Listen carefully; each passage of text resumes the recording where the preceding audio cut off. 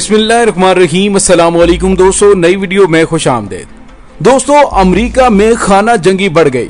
Trump इंतजामिया की जानिब से शहरियों को लापता करवाया जाने लगा। साबिक फौजियों की तंजीम ने कहा है कि वाशिंगटन इराक और अफगानिस्तान की तरह अपने ही शहरियों के खिलाफ प्राइवेट कॉन्ट्रैक्टर्स का इस्तेमाल कर रहा है। क्या ये तमाम सूरत हाल अमरीकी सदर डोनाल्ड ट्रंप के लिए खतरे का सायरन है?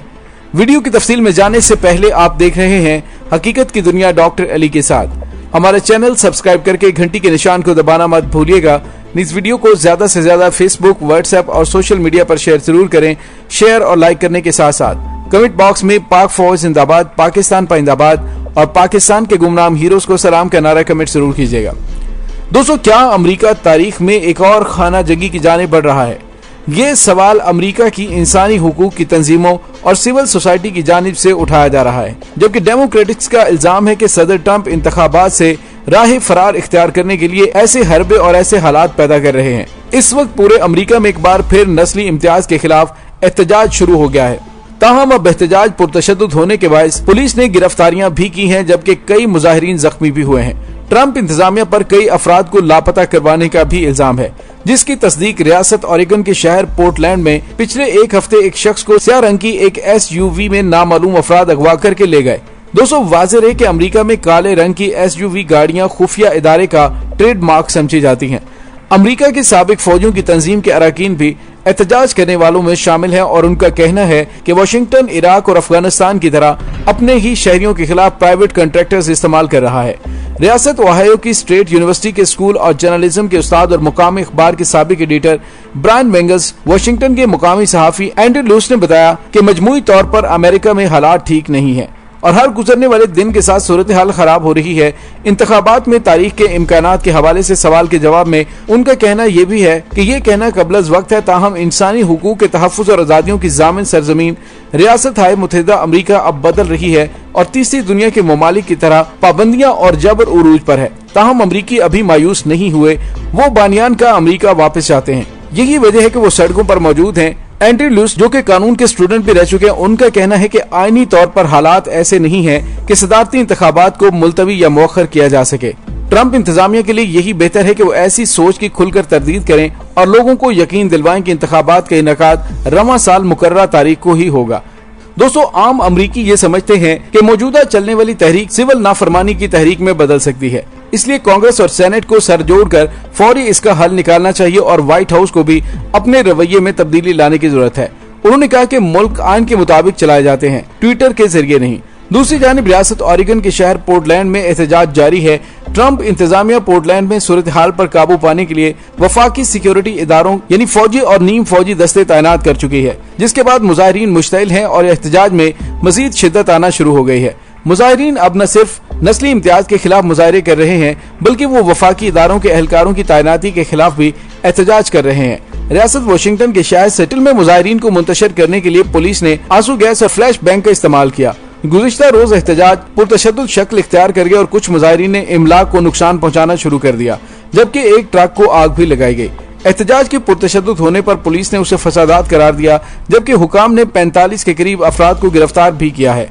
पुलिस का कहना है कि फसादात में 20 एहलकार जख्मी हुए हैं। दूसरी जानिब रिपब्लिकन रियासत टेक्सास के रियासी दारुल हुकूमत ऑस्टिन में नस्ली तासुब के खिलाफ ब्लैक लाइव्स मैटर के एहतजाज पर फायरिंग की गई, जिससे एक शख्स हलाक हो गया। बताया गया है कि उस शख्स को एक नामालूम गाड़ी में सवार अफराद ने अगवा करने की कोशिश की थी, मगर वो उनसे बचकर मुजाहिरीन की जानिब भागा तो गाड़ी में सवार अफराद ने उस पर फायरिंग कर दी, जिससे वो मौके पर ही हलाक हो गया।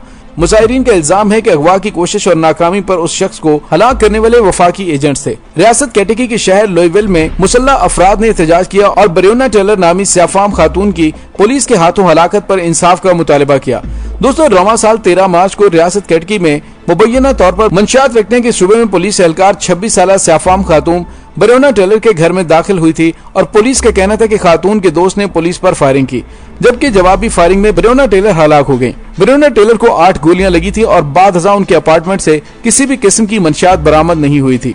ब्रेयोना टेलर की हलाकत पर स्याफाम हुकूक के लिए सरगर्म तंजीमों ने उसे नस्ली तासुब का शाखसाना करार दिया और वाकई में मुलविस पुलिस एहलकारों के खिलाफ सख्त कार्रवाई के मुतालिबात के लिए एहतजाज शुरू कर दिया। दोस्तों, गुज़िश्ता रोज लुइविल में मुसल्लह एहतजाज करने वाली स्याफाम अफराद की मलेशिया NFAC के रहनुमा का कहना था कि ब्रेंडा टेलर की हलाकत के मामले में शफाफ तहकीकात चाहते हैं। दोस्तों, ख्याल रहे कि इस मामले में एक पुलिस एहलकार को नौकरी से बर्खास्त किया जा चुका है, ताहम दीगर पुलिस अफसरान पर किसी किस्म का इल्जाम आयद नहीं किया गया। लुइविल में होने वाले मुसल्लह एहतजाज के हवाले से पुलिस का कहना था कि मुजाहरे में 3 अफराद उस वक्त जख्मी हुए कि जब मलेशिया में शामिल एक शख्स का हथियार गलती से चल गया था।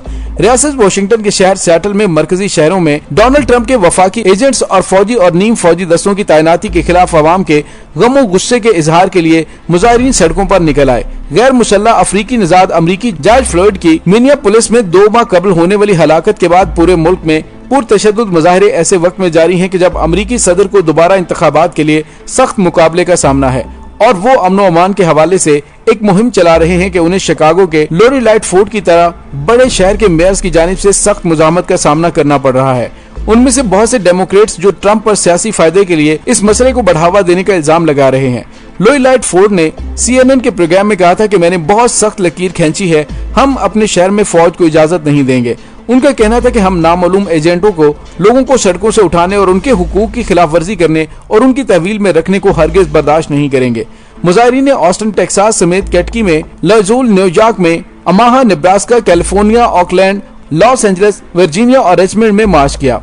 दोस्तों, अमरीकी पुलिस के हाथों स्याफामों की बेमाना हलाकत अमरीका में बड़ी तब्दीली का बायस बन रही है। दोस्तों, अमरीकी ईवान नुमाइंदगान ने वाज़ेह अक्सरियत की बिना पर फैसला किया है कि दौरे गुलामी की यादगार के मुजस्समे हटा दिए जाएंगे। फिल वक्त तो कैपिटल हिल की इमारत में नस्ब उन शख्सियात के मुजस्समे हटाने का बिल मंजूर हुआ है जिन्होंने स्याफामों की तिजारत और उन्हें गुलाम बनाने में नुमाया किरदार अदा किया।